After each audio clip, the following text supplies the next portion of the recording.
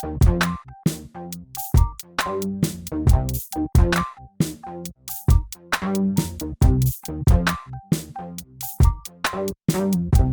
noite, Brasil!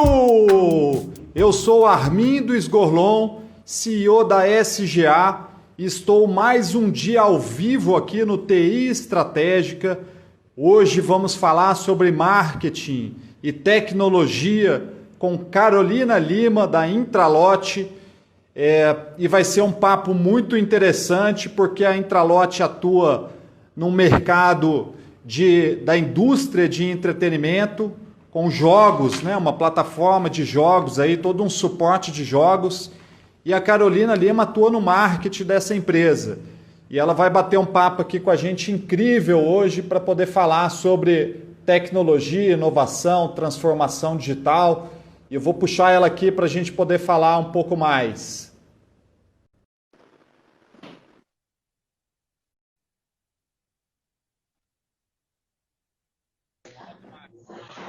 Olá! Carolina Lima, boa noite! Boa noite, tudo bem?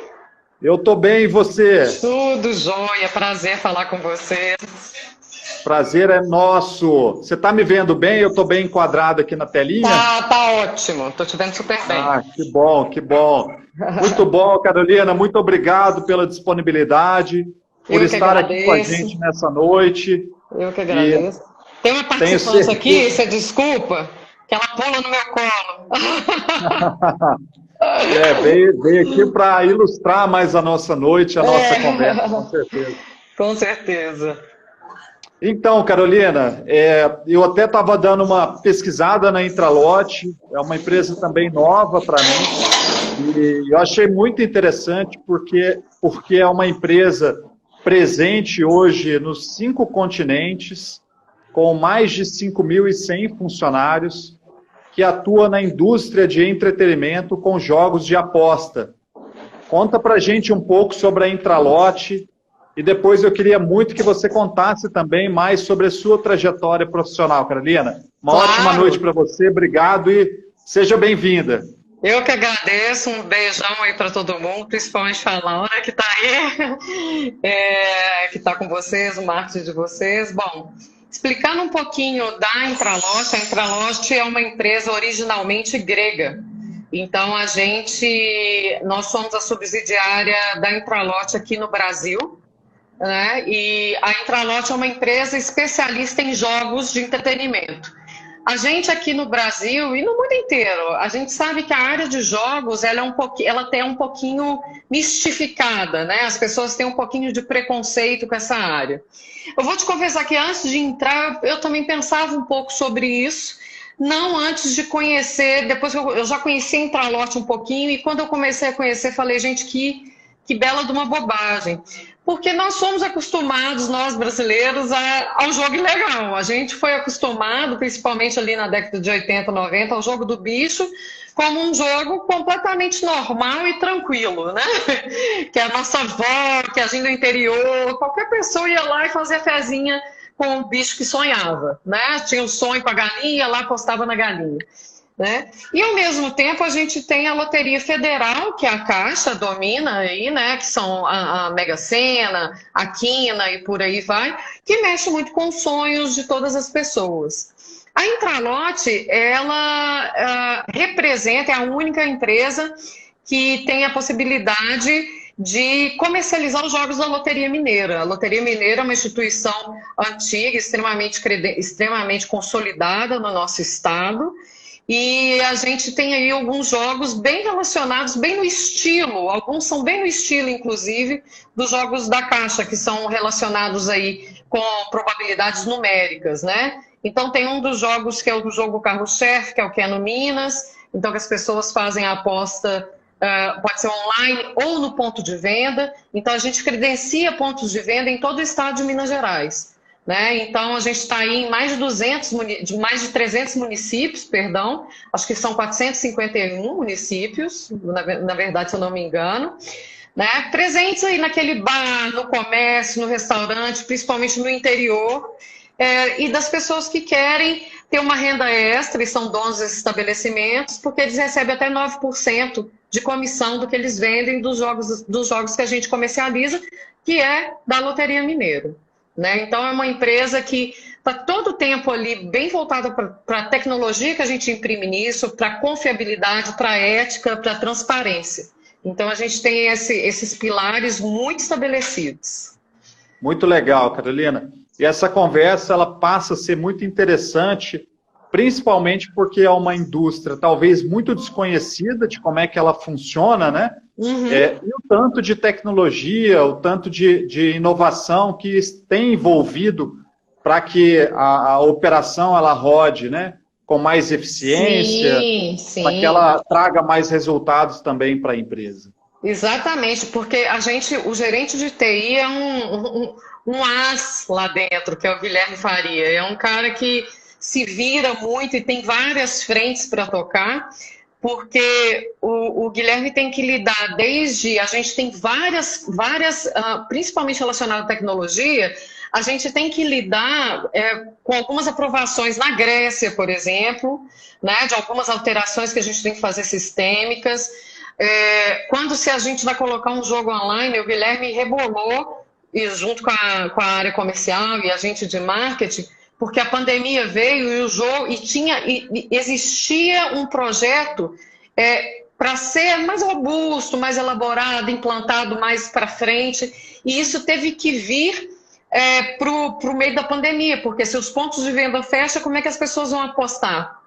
Então a gente teve que trazer o Keno Minas para uma plataforma online que foi desenvolvida lá dentro e agora está passando por melhorias. Então foi bem através do processo de MVP mesmo, produto minimamente viável ali, para que a gente pudesse ir aprimorando conforme o usuário fosse interagindo, né? Então a tecnologia está na essência. Quando a gente entrega para o ponto de venda toda a estrutura para os nossos jogos, a gente entrega para o dono do bar, do estabelecimento, toda a maquininha que a gente chama de macrolote, onde se faz um registro, igualzinho, aquele canhotinho que você marca, tem que fazer o registro, pegar o bilhete e conferir. E o Keno tem sorteio de 4 em 4 minutos. Então a gente entrega para o empreendedor uma TV também de 26 ou de 20 polegadas, e também isso tem que ter toda uma antena, toda uma transmissão também, que a gente entrega toda a parte. Então a gente tem técnicos de instalação que vão lá, a gente entrega isso para ele. Então tem toda uma tecnologia muito envolvida, o tempo inteiro a gente fala disso. Muito legal. Carolina, a gente sabe que você atua hoje no marketing da Intralote. Conta para a gente um pouco da sua trajetória. E eu tenho certeza que as pessoas vão se identificar muito com essa conversa nossa aqui, muito por conta da sua trajetória, de onde você atua hoje. O Bortoleto até entrou ali, o Antônio, beijo, Antônio, para falar, porque eu sou formada em Relações Públicas, então me formei em RP. Aí, tá uma ventania aqui, as portas estão batendo, tá, gente? Não repara, não. Então, eu me formei em Relações Públicas e fui me especializando na área de marketing.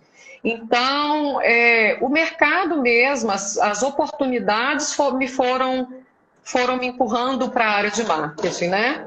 E aí, eu me especializei em marketing, fui me especializando cada vez mais, isso foi acontecendo. E eu comecei minha carreira, meu primeiro emprego mesmo, foi na Escola Americana de Belo Horizonte, onde assumi a área de marketing e comunicação. Eu era bem nova, tentei estabelecer uma área de marketing ali com muita ajuda e foi muito legal. Mas aí eu vi a possibilidade, uma empresa pequena, onde eu fiquei 1 ano e meio, eu vi a possibilidade de ir para a Localiza. E lá na Localiza eu fiquei durante 9 anos, foi onde eu cresci, onde eu aprendi todas as estratégias relacionadas ao meu dia a dia de trabalho, relacionadas à estratégia de marketing na mão na massa mesmo, no dia a dia, saindo da teoria, porque eu acho que a gente pode até ler muito sobre, né, fazer cursos sobre, mas quando a gente trabalha na área que a gente realmente sente o que é, né, o trabalho, vê todo o processo. E na Localiza eu fiquei durante ali 9 anos, aprendi demais, foi minha escola, foi onde eu cresci, aprendi o mundo corporativo e ao mesmo tempo que eu estava na Localiza eu sempre quis lecionar. Então, certa vez eu mandei o currículo para a UNA e eles me chamaram para uma aula teste, eu passei. E foi um período de um trabalho muito árduo na minha vida. E é impressionante como é que a gente realmente tem que se dedicar, escolher numa fase da vida da gente, né, e o que a gente prioriza. Dá para levar a vida pessoal como profissional, mas eu falo que tem época que sim, uma delas pesam e que você tem que fazer uma escolha que é um pouquinho às vezes dolorida, né? A minha pesou profissional naquela época. E eu dava aula à noite em bacharelado na UNA, de segunda a sexta praticamente. O professor novato não tem chance de não dar aula sexta-feira no segundo horário, e nem na quarta-feira no segundo horário, que é pior do que a sexta-feira, porque tem futebol quarta-feira no segundo horário. E a aula sempre na área de... Eu comecei dando aula de empresa simulada, início de empreendedorismo dentro das escolas, né? A UNA tinha um curso técnico, gestão de negócio, e tinha uma matéria que era empresa simulada. Era muito interessante. E, ao mesmo tempo, dando aula de marketing e comportamento organizacional. E aí fui crescendo, fui sair da Localiza, fui igual, vou mudar tudo, né? Quis mudar tudo. E aí me vi na área de inovação, sendo head de marketing de projetos de inovação. Então, fui head de marketing do projeto Hub Minas Digital, que foi da Secretaria de Tecnologia e Inovação do Estado de Minas do governo anterior, onde eu fiquei 1 ano e meio com o Léo Dias, a quem eu agradeço muito, que era subsecretário na época e me deu essa oportunidade, então é uma pessoa muito querida.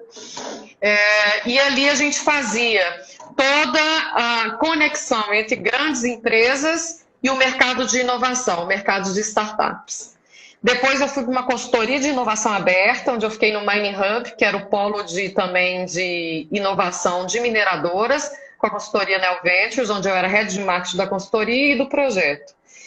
E chegou um momento dando aula em pós, dou aula no IBMEC, na pós-graduação, dou aula na Conquer, que é uma escola de negócios, dou aula na PUC também no MBA, aí né, tem os módulos, todos na área de inovação, marketing e gestão de negócios.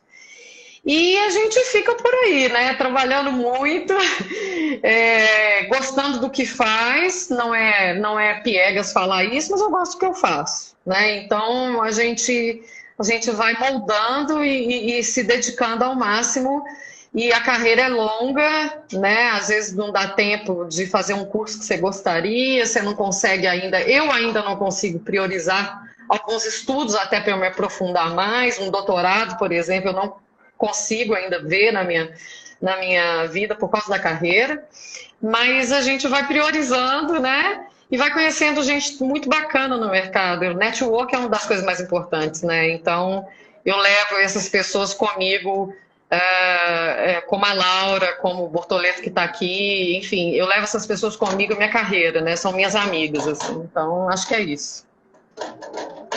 Muito legal, Carolina. E eu já quero mandar aqui de antemão um abraço para o Léo Dias. Ele também esteve aqui numa live passada com a gente.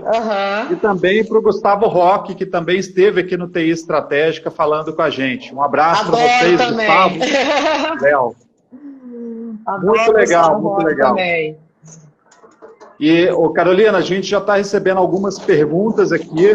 Eu quero deixar todo mundo aqui à vontade. No final, eu vou trazer elas aqui para a Carolina poder responder para a gente. Tá bom. E para a gente já começar esse papo, Carolina, ou Carol, posso chamar de Carol? Carol, deve. Carol, melhor, né?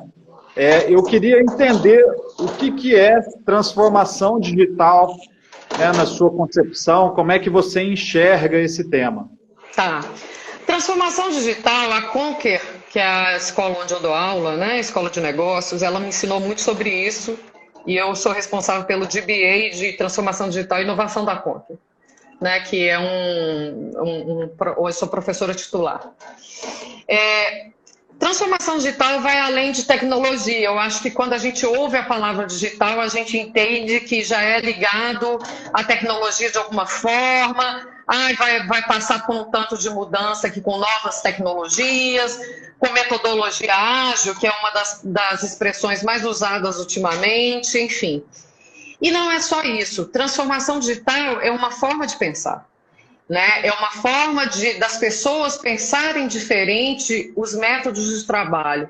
Como se trabalha, o que está acontecendo lá fora que pode ser construtivo para eu trazer para dentro da minha empresa, o que as novas formas de trabalhar podem ser, como elas podem ser agregadas ao meu negócio, como elas podem vir para o meu negócio. E um exemplo de transformação digital que não tem muito a ver, tem, mas de forma indireta, com o digital, foi a mudança de comportamento forçada que as pessoas tiveram que passar por causa do home office, né? Várias pessoas aí, por causa da pandemia, não imaginavam que a empresa delas, em algum momento, fosse permitir o home office, né? Então, empresas tradicionais, mais tradicionais, que são as empresas que a gente chama que são mais estruturadas, estabelecidas no mercado, várias delas não viam isso como uma possibilidade sequer. E elas se viram em um momento de ter que forçar isso a acontecer, né? Então, o fato somente de eu trazer tecnologia não vai mudar as formas das pessoas pensarem. Vai sim, às vezes, ameaçar, vai trazer uma resistência. Então, transformação digital, ela é muito ligada à cultura empresarial, a cultura da empresa. Quais são as mudanças da minha cultura? Qual que é o meu propósito de empresa mesmo, como empresa? O que eu quero com essas novas formas de trabalho? O que eu quero com essas novas tecnologias, esses novos processos que eu estou trazendo, essas novas formas de trabalhar? O que eu quero com isso para a empresa e como as pessoas vão receber isso? Como é que a gente deve trabalhar a mentalidade dessas pessoas dentro desse processo para que elas não se sintam ameaçadas, se sintam parte? E, infelizmente, tem aquelas que são muito resistentes à mudança e a empresa até perceber, não é a hora, não é a sua hora, nem a minha de casar com você, continuar esse casamento, né? Então, a transformação digital, ela vai além, ela é uma forma de pensar, ela é uma mudança de mentalidade, de todos os funcionários, de todo mundo que faz parte de um time, de uma empresa. Não é ligado à tecnologia, não é nada disso. É trazer novas formas de trabalho e mudar a cultura organizacional de uma empresa. Muito legal, Carolina. Eu gosto de algumas abordagens que algumas empresas, inclusive, que passaram aqui pelo TI Estratégica, trazem, ligado a alguns pensamentos. Por exemplo, o pensamento de transformar a empresa numa empresa de software, que é o processo de como é que eu pego o know-how que eu tenho no mercado, na indústria que eu atuo, e transformo isso numa plataforma tecnológica, onde eu começo a pensar e trabalhar novos modelos de negócio. Sim. Eu gosto também de uma abordagem onde se fala que a tecnologia ela vem para potencializar, né, a capacidade humana, para deixar, inclusive, ela mais inteligente.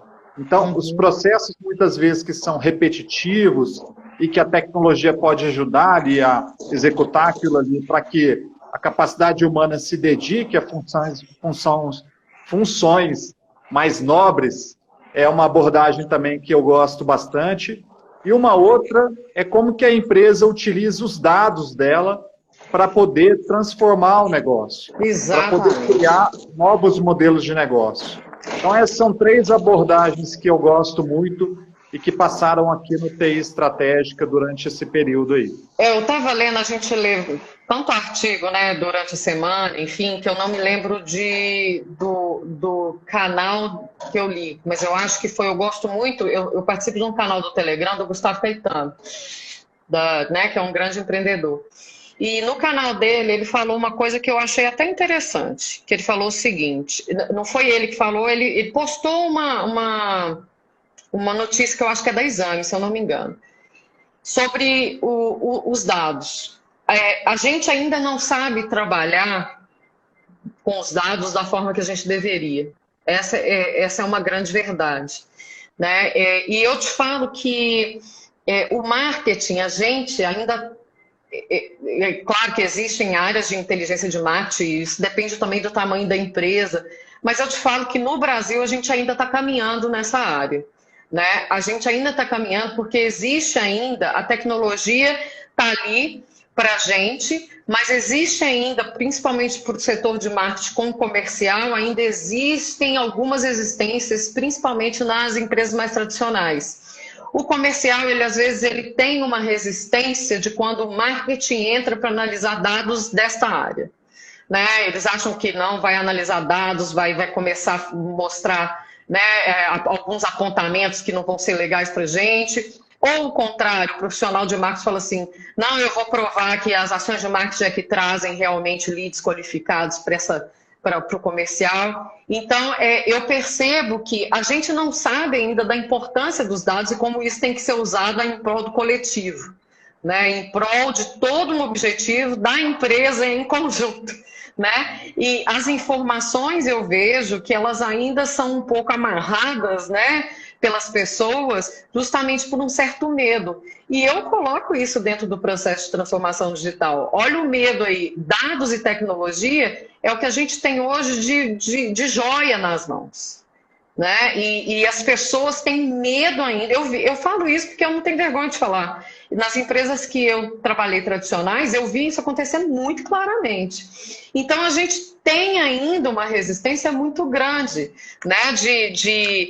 As pessoas às vezes se acham abertas à inovação, mas elas nem sabem o que é inovação, né? Então, o que é realmente inovar? O que é realmente trazer tecnologia para dentro de uma empresa para ajudar num processo de inovação, para ajudar num processo de transformação?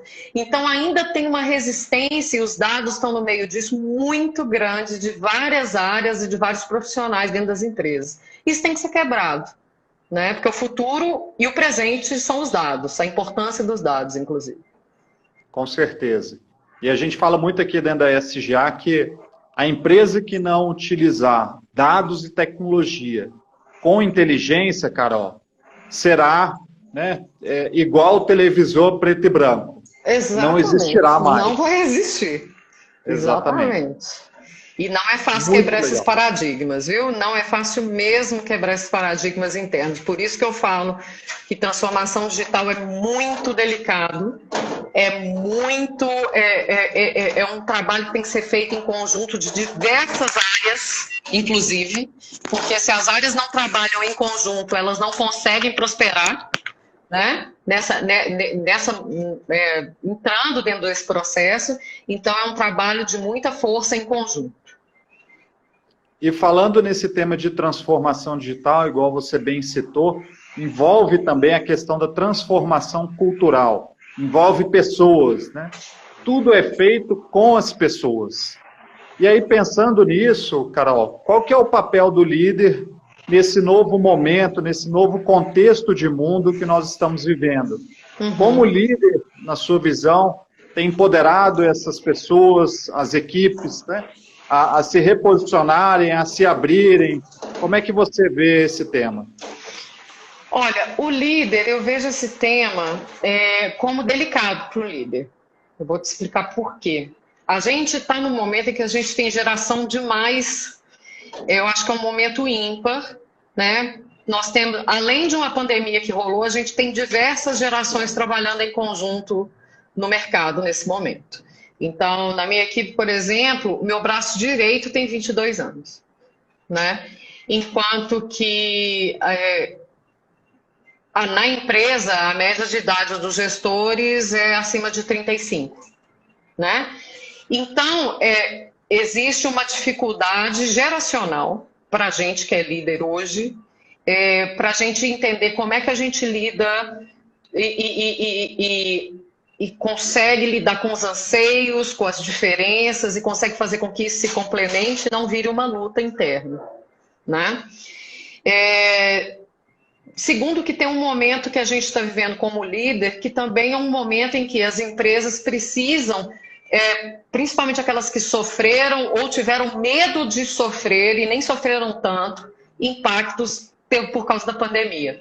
A gente teve que, sem querer, deixar às vezes o cuidado que a gente tem de formar pessoas, ser referência para as pessoas, um pouquinho de lado, que a gente teve que olhar com um processo de muita mão na massa. O líder teve que sair um pouquinho do processo mais estrategista e ir para executor, né? Ser mais executor, inclusive. Isso aconteceu muito comigo. E não é reclamando de forma alguma, é um momento, né? Acho que a gente, quando está em posição de liderança, a gente tem que entender que vão ter momentos que a gente não fica só sentado numa cadeirinha traçando estratégia, né? A gente põe a mão na massa e, se precisar arredar cadeira, a gente arreda de lugar para as coisas acontecerem, né? Junto com todo mundo. Você olhar para esses anseios das pessoas, eu acho que é o ponto mais delicado. E a gente, nesse momento de transformação, quando eu leciono sobre isso, eu falo primeiramente sobre as gerações. Eu coloco um vídeo que chama Work and Play, que é justamente um vídeo que mostra desde os baby boomers até os millennials, o que eles estão fazendo e o que eles estão trazendo, que está mudando a nossa sociedade e a nossa forma de lidar com as pessoas. É uma geração especial, que ela está vindo para mudar tudo? Não é que ela seja especial.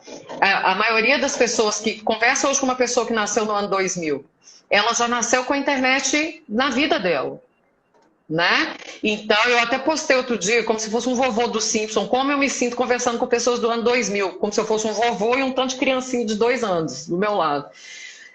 Porque é isso, são pessoas que nasceram na era da internet. É diferente, desculpa, é extremamente diferente. O time delas é diferente do nosso, a forma de lidar com os problemas são diferentes do nosso, de forma positiva ou de forma negativa na nossa concepção, né? Então, o líder hoje ele está precisando cada vez mais direcionar o olhar dele, entender muito sobre gente, porque tecnologia, para mim, é sobre gente, né? E nós estamos num mundo extremamente tecnológico, né? Em que, como a tecnologia vai lidar, a tecnologia ela é moldada de acordo com as nossas ansiedades, com as nossas demandas no mercado, vindo para agregar mais para a gente. Então, como é que a gente lida com isso, né? Eu sou do RH, eu não preciso entender de tecnologia. Não. Você precisa entender, inclusive, mais, porque você está lidando com gente, né? Então, você entender os anseios de diversas gerações, esse é um grande desafio. A gente tem que abrir a cabeça que são diferentes, sim. Como que a gente também nos traz para uma realidade, a geração mais nova, que é uma realidade que no mercado não é como eles desejariam, ainda que fosse, e como trazer também as pessoas que estão mais no mercado há mais tempo, para entendê-los e também tentar ver que, sim, eu aprender com essa galera é muito importante, porque os insights que eles trazem, às vezes, são muito mais rápidos do que a gente imagina, né? Então, essa é a minha cabeça, essa é a minha visão. Bacana. Quando a gente fala aqui na pandemia, Carol, a gente teve várias conversas aqui com líderes de TI, de outras áreas também, e se fala muito que a pandemia ela acelerou o processo da transformação digital das empresas. Porém, isso se confunde muito em alguns momentos com a digitalização das empresas. Uma coisa é a digitalização dos processos e das entregas e das interfaces, e a outra coisa é a transformação digital. Eu queria entender, na sua visão de marca, como é que fica o posicionamento de marca, não, na sua visão de marketing, como é que fica o posicionamento de marca dessas empresas frente à pandemia, frente a esse processo de transformação / digitalização?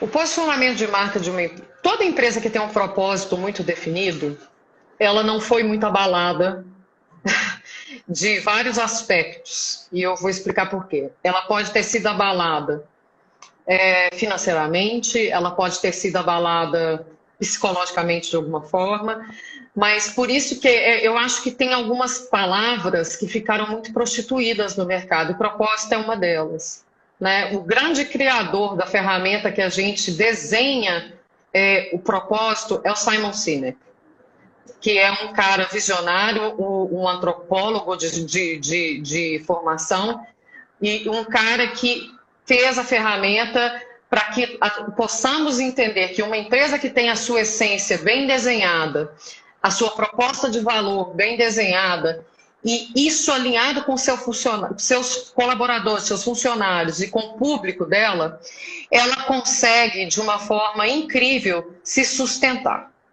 principalmente em um momento de crise. E então a gente percebe que algumas empresas nesse processo de digitalização, transformação digital realmente confundiram muito, né? Uma coisa é o que você explicou, você passar por mudanças de processos que se tornam digitais, outra coisa é fazer as pessoas acreditarem nisso. Né? Então, eu percebo muito que, de novo, eu falo porque é impressionante o tanto que eu vejo isso com colegas, o medo das outras pessoas em relação à digitalização, à tecnologia, ainda é enorme. Né? E principalmente o medo dos profissionais que chegam nessas empresas para tocar essas mudanças. Né? Então, resistência, receios e por aí vai. Então, o que eu vejo é o seguinte, o posicionamento da marca, aquela marca que consegue se alinhar aos seus propósitos, né? Aquilo que ela promete entregar e entrega, aquilo que ela quer se alinhar com o colaborador e com todo mundo que está ali ao redor dela, ela não se abate tanto, principalmente em momento de crise. Ela tem uma identificação com o consumidor dela que as pessoas passam, inclusive, a participar. A gente vê isso muito claramente em time de futebol. A time de futebol a gente lida com muita paixão, né? Mas a gente vê claramente que alguns times aí, no período de crise, fizeram uma campanha para, vou fazer a camisa especial, né? E as pessoas compraram no momento de crise, todo mundo passando um aperto, camisa especial de R$200, e esses times bateram recordes de vendas. Né? O que é isso? É uma paixão? Sim, mas é um propósito. É uma linha bem definida de total identificação e de entrega de valor que essa empresa, que os times são uma empresa, de identificação com o consumidor deles. Então, várias empresas passaram por isso e aquelas que se mantêm são aquelas que conseguem, sabe, segurar esse bastão. Eu vejo isso muito na Localiza. Né? Eu tenho esse lado que eu admiro muito a Localiza nesse ponto. As pessoas realmente vestem aquilo e sabem da luta interna, querem participar, querem fazer com que a empresa se supere. Isso não é por dinheiro, é porque elas têm os valores alinhados à cultura. Né? Então isso é muito importante nesse momento. A marca que se posiciona alinhada à sua cultura e seu propósito, ela consegue se sobressair em momentos de crise. Muito legal, sou apaixonado. Ultimamente, na verdade, eu tenho ficado mais apaixonado ainda por esse tema de propósito e da visão da marca. Né? E é impressionante quando você mergulha nisso, eu concordo com você, Simon Sinek, ele é uma grande referência para esse tema. Quando você começa a mergulhar um pouco dentro desse contexto, né? Entender o seu propósito, que é o para que você existe, né? Exatamente. Qual é a sua serventia para o mundo. O seu porquê, né? Exatamente, e a questão da visão da marca, que é o impacto que você vai deixar. E Exatamente. É muito legal você ter falado isso, porque concordo 100% com você, quando a gente está muito alinhado e muito centrado no propósito, é óbvio que vão existir ajustes de rotas, sim, porque o contexto mudou. Mas o propósito é que sustenta isso. Né? O propósito continua o mesmo. E é bem legal você falar isso, porque a gente vê várias empresas que vê muito a sua visão de marca mais egocêntrica, né? Voltada mais para um ser reconhecido ou chegar no topo e tal, e na verdade não tem a ver com você, tem a ver com o que você vai causar para o outro, para o mercado que você atua. Exatamente. Hoje a gente, na área de inovação, eu vi muito o pessoal falar assim, missão, visão e valor é um negócio... E assim, eu não critico missão, visão e valor, porque a gente não pode criticar também aquilo que uma empresa tradicional construiu, sabe? Eu acho que não é por aí. A gente é um processo de transformação digital, é um processo de mudança de mentalidade que a empresa tem que passar por ela, entender por que missão, visão e valor, às vezes pela área de inovação, que eu falei, startups mesmo, e pessoas que trabalham nessa área, com tecnologia, enfim, por que às vezes eles olham para a visão, missão e valor e falam assim, velho, isso é ultrapassado. É porque é o seguinte, a missão, visão e valor, elas são muito voltadas pela visão interna, né? Qual que é a minha visão? Oferecer benefícios melhores de tecnologia para... E às vezes é uma visão que foi ali decidida num planejamento estratégico com o CEO e com os principais dirigentes da empresa, e não foi olhado para fora. Será que é isso mesmo que você quer entregar, que o seu consumidor quer que você entregue como marca? Qual é o legado que você quer deixar? Isso é que a gente tem que virar essa chave e entender de legado, né? E não de missão, visão e valor. Total. Total, Carol. Falando um pouco da Intralot, a gente falou ali que a Intralot ela atua no mercado de jogos de aposta, na indústria de entretenimento. Isso. E essa indústria é uma indústria extremamente monopolizada. Você mesmo citou aqui a questão da referência da Caixa Econômica Federal, na Mega Sena e tal. Como é que a Intralot ela tem se posicionado? Como é que ela tem visto esse mercado? E como é que ela tem percebido assim, a perspectiva de futuro desse mercado?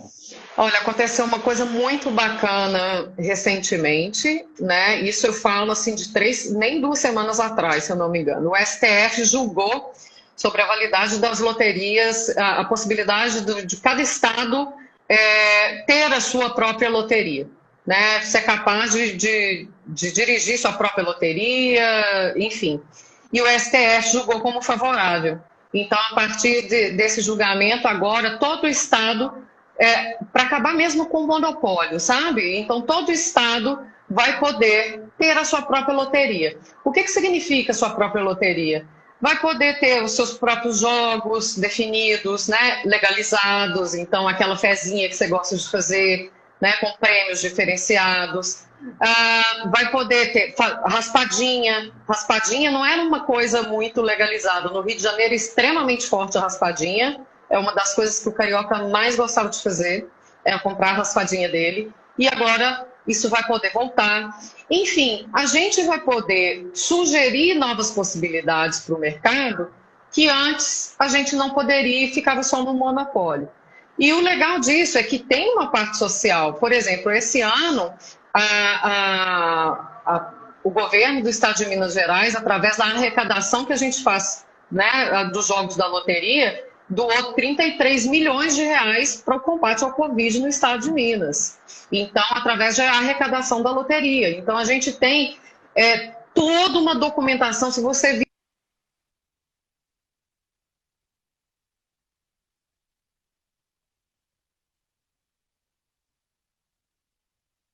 Acho que a Carol caiu. Deixa eu perguntar à produção aqui. Produção, a Carol caiu? Voltou. Tá uma tempestade aqui. Tempestade aqui fora. Eu estou olhando pela janela, é isso. Então, é impressionante como que a gente... É um mundo de possibilidades, né? E tem arrecadação para o Estado. Então, eu como profissional da área de marketing, um dos sustos que eu levei foi assim...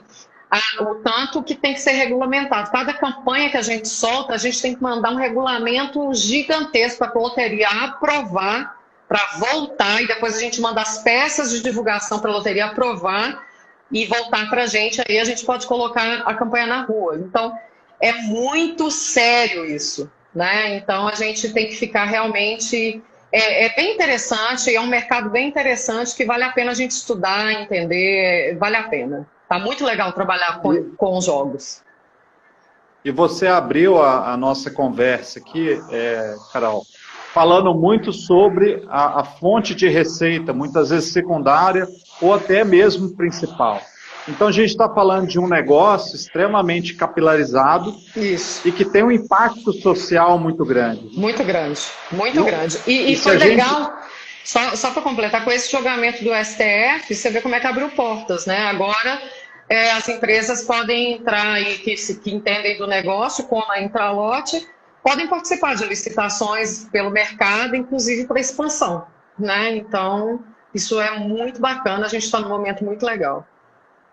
E uma das coisas que muitas pessoas observaram muito durante essa pandemia foi que o CPF, a pessoa física, né, aquela mesmo que vendia os jogos de aposta, elas começaram a se tornar um marketplace. Foi. Começaram a agregar outras lojas de roupa, de perfume, de bolsa, de jogos de aposta, de cremes, de qualquer coisa, para poder vender e dali tirar uma renda. Exatamente. Então você vê como esse tema da gente abrir esse monopólio, tirar o monopólio e conseguir fazer com que esse mercado seja mais competitivo, traga mais oportunidades para as pessoas, tem um impacto social por trás muito expressivo também, né, Carol? Com certeza, é mais uma possibilidade de renda para o pequeno empreendedor, né? Então, ele pode colocar... Se eu falo que tem uma possibilidade que a gente sempre vê, por exemplo, que é um salão de beleza. Você, às vezes tem aquele bando de gente esperando, né? Quando passar essa pandemia, a coisa vai ficar mais movimentada. Tem, às vezes, uma possibilidade de fazer a sua fezinha ali. Então, existem várias, inúmeras possibilidades, e isso é arrecadação para o Estado também, né? Então, a gente tem que ver como um negócio extremamente rentável. Muito legal. Eu queria voltar um pouquinho no tema de transformação digital. Claro. Para poder falar um pouco sobre o alinhamento dos setores, né, em relação a esse tema.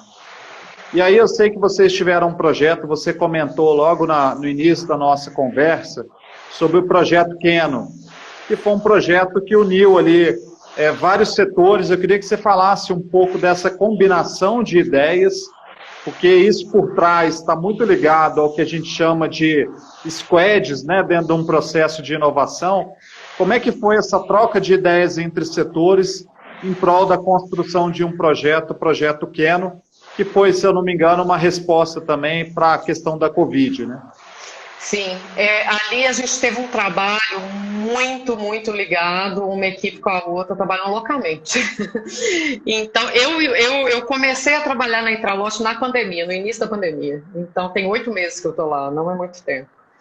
E aí é impressionante como é que a dificuldade vem para quem tem que pegar o boi pelo chifre. Então a gente começou nesse processo. O Guilherme, que é um gerente de TI, estava trabalhando realmente muito focado em squad.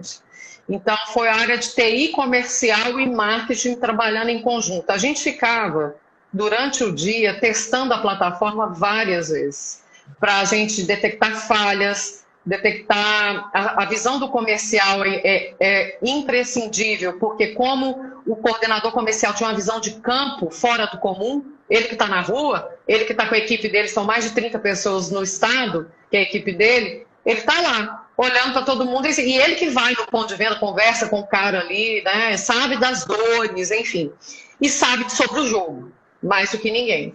Então a gente trabalhou em conjunto, assim, quase que 24/7, né? Testando plataforma, entrava o marketing, como é que tá, o que você está achando dos textos aqui, como é que a gente está falando com o consumidor, como é que a gente está conversando com ele, até no nossa landing page, um call to action, está ali escrito, né, um botãozinho para você aposte já, será que é isso mesmo? Será que o consumidor vai entender isso de uma forma tranquila?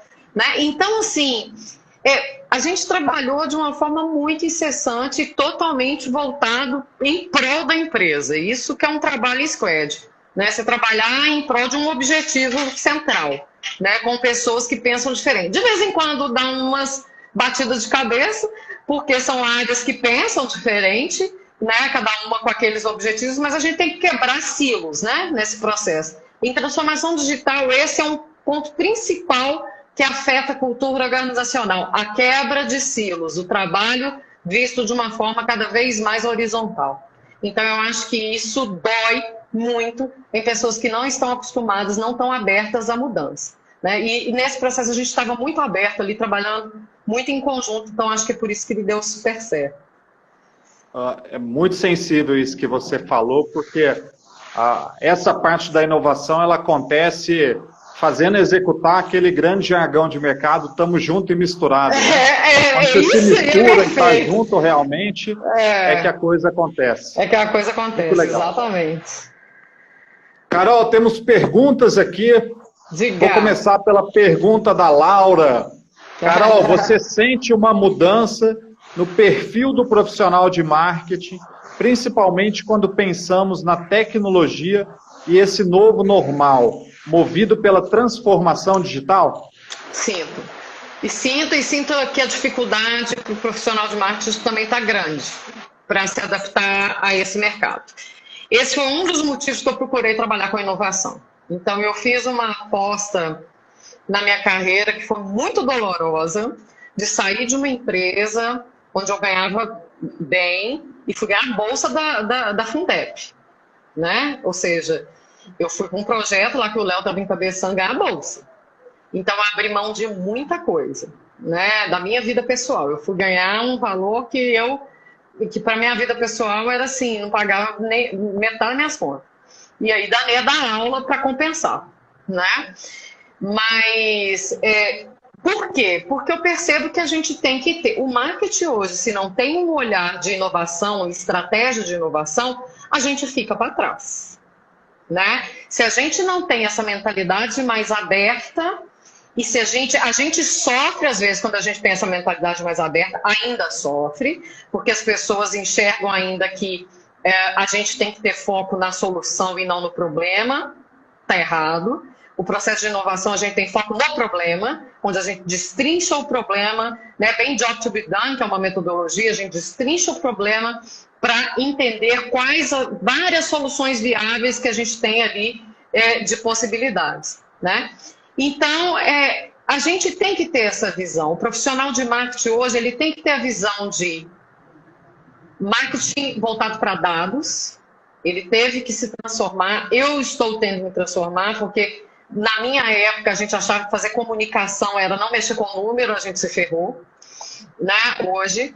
Então, assim, a gente tem que saber, tem que desenvolver um lado mais analítico. O profissional de marketing hoje precisa olhar com mais inteligência para o mercado, né? Precisa ter um viés voltado para inovação fortíssimo, ou seja, a mentalidade cada vez mais aberta para trabalhar em projetos cada vez em tiros curtos, com resultado a curto e médio prazo, e não focar igual a gente antigamente focava em planejamentos gigantescos para o marketing, para a marca estar posicionada daqui a 5 anos. Não dá, né? Então, a nossa mentalidade hoje, o profissional de marketing hoje, precisa entender sobre marketing digital, precisa entender sobre dados e precisa entender sobre inovação e transformação digital, né? Então, eu acho que são os pontos em que a gente... E não estou falando de jargões de tipo, todo mundo... O pessoal ficou muito bravo na pandemia, teve muito curso, né? Online. Mas é verdade. Eu estou tendo dificuldade de contratar um analista de marketing para minha área. E sabe qual é a maior dificuldade, Júnior? A maior dificuldade é entender sobre dados, é entender sobre planilhas e ter controle emocional ao mesmo tempo. Então, para trabalhar no momento que a gente está vivendo, que é sob pressão. Eu estou tendo muita dificuldade com isso. Então, a gente está vivendo um momento sob pressão, a gente está vivendo um momento em que as pessoas não estão tão gentis assim, porque elas também estão passando por várias situações. E não é a gente aguentar grosseria, mas a gente entender um pouco mais o outro. Então, a nossa área... que é muito voltada para humanas, hoje ela está bem ligada também a essa parte das exatas e do pensamento que o engenheiro tem de uma forma mais estratégica, né? Bacana demais. A Ana Clara, Carol, o mercado e as empresas estão mudando muito rápido. O que você indica para os profissionais que estão entrando no mercado de trabalho na área de marketing? Como se destacar? Primeiro, entender o histórico da empresa. Isso não muda nunca, né? Eu acho assim que se tem uma coisa que não muda nunca é você entender sobre a empresa. Primeiro, tentar entender sobre a empresa. Às vezes não dá tempo, porque você já é jogado para trabalhar muito. Mas tentar fazer parceria com áreas correlatas o máximo que você puder. Tentar entender o dia a dia do outro, do seu par, de outra área que você está trabalhando, para que você possa agregar cada vez mais e trazer essas estratégias para a área de marketing. A área de marketing é a área tanto de suporte e estratégica, tanto estratégica quanto de suporte. A gente às vezes esquece, porque o profissional de marketing às vezes tem uma certa arrogância nisso, né? E a gente não pode ter. Eu me incluo. A gente é a área de suporte também. A gente é uma área de suporte. A gente planta o caminho para o comercial colher a semente, colher a fruta lá do pé. Então, a gente tem que plantar entendendo uma área comercial e como ela funciona. A gente, às vezes, tem um ladinho de comunicação interna que está dentro do marketing, na maioria das vezes. Né? A gente tem que entender que a gente tem clientes internos. Então, a primeira coisa que um profissional de marketing tem que fazer é entender o histórico de onde ele está entrando, onde ele está pisando, que empresa que é essa, quem são as pessoas chaves ali dentro para eu trabalhar e me aliar e trazer para mim para que possa me ajudar e eu ajudá-las também. E trazer diferenciações com cuidado, dependendo da cultura que você está entrando. Então, você quer trazer, mas você tem que entender qual que é o rumo que a empresa quer tomar. Qual que é o foco dela no momento. Você está entrando, você vai se destacar se você entender que você está trabalhando de acordo com o foco e com o propósito daquela empresa, se seus valores batem com o dela. Se não bater com o dela, você não fica 3 meses ou fica 3 meses doente. Então, é isso que você tem que entender. Muito legal. Temos aqui mais uma pergunta da Ana Clara. Carol, você falou do desafio do setor de marketing e comercial em alguns momentos. Qual a sua dica para que esses setores caminhem em harmonia, com foco no resultado e no cliente? A minha dica é procurar entender o trabalho do comercial. Se o comercial atua em campo, ir com o comercial para o campo. Tirar o salto e pôr um sapatinho embaixo. Né? Eu brinco disso. Isso eu aprendi muito na Localiza, porque é uma coisa que a gente tinha que fazer era ir para o balcão, sabe? Ir para o balcão de atendimento e entender como é que se atende um cliente. Ir para uma visita com um profissional da área de vendas. E eu acho que a gente do marketing tem que fazer isso demais. A gente tem que ir para o campo. Sabe? Então, a gente tem que ir para o campo com aquela pessoa do comercial, entender como é que é o processo de visita dela, entender o que mais dói ali nela no momento de venda para o cliente, onde ela pode estar perdendo venda, né, em que o marketing pode entrar. Né? Um caso na Intraloja interessante que a gente fez foi posts patrocinados para determinada região de Minas Gerais, em que o comercial estava perdendo campo mesmo. E a gente teve resultado tanto negativo, que a gente tirou a campanha, é teste o tempo inteiro, quanto resultados extremamente positivos, que a gente trouxe leads extremamente qualificados que conseguiram instalar ponto de venda nosso. Então, você tem que se unir, entender e tirar a bunda da cadeira, pôr um sapato baixo e ir para o campo. E junto com eles, em visita e tudo mais. Muito legal. O Lucas Machado, Carol, hoje os jogos de aposta, em sua maioria, são ilegais? Você enxerga a tecnologia como algo que pode mudar esse mercado e a legislação brasileira quanto a isso? Vários são. A gente tem jogos ilegais no mundo inteiro. Tá? É uma coisa que no mundo é geral. Então, não é só no nosso país. Às vezes a gente tem essa coisa com o Brasil por causa de corrupção, esses negócios, mas nisso é o mundo inteiro, tá? E, na verdade, a tecnologia, ela entra justamente para nos ajudar muito. A gente está na boca de apostas esportivas serem validadas como legais, todas elas, no nosso país. Então, várias que a gente brinca por aí de apostas esportivas não é legal e a gente nem sabe disso. Não é legal no nosso país. Né?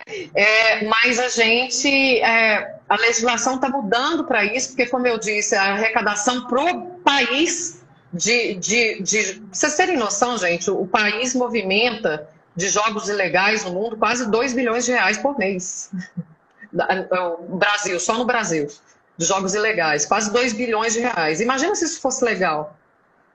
Né? O que poderia trazer de arrecadação para o nosso país? Então, assim, a gente tem que prestar muita atenção que essas legislações podem ser muito positivas. É claro, como tudo, como consumo de álcool, como consumo de drogas lícitas, né, que a gente fala, tem que ser cuidado, né, o jogo também, mas são legalizadas. Então, a gente, como loteria, né, que todo mundo faz a sua fé por aí. Então, a gente vai ajudar muito sim, a legislação está caminhando para melhorar cada vez mais esse processo. Eu acho que vem muita coisa positiva para nós por aí. Muito bom. Eu tenho uma última pergunta aqui, que é do Felipe Duarte. Um beijo, viu, Felipe, para você. Carol, o novo normal vai além de falar no mudo nas reuniões? Acha que é algo que vai perpetuar mesmo? Não sei se ficou claro para você. Ficou. Tipo, ficar numa reunião e não falar nada, né? Só mutar o Isso. telefone, só mutar. Quem dá aula tá passando por isso, tá, Felipe? Você não sabe o que a gente tá passando. Quem dá aula, as pessoas somem. Sabe? Aí você manda abrir a câmera. Você não tá entendendo quem dá aula na pós-graduação.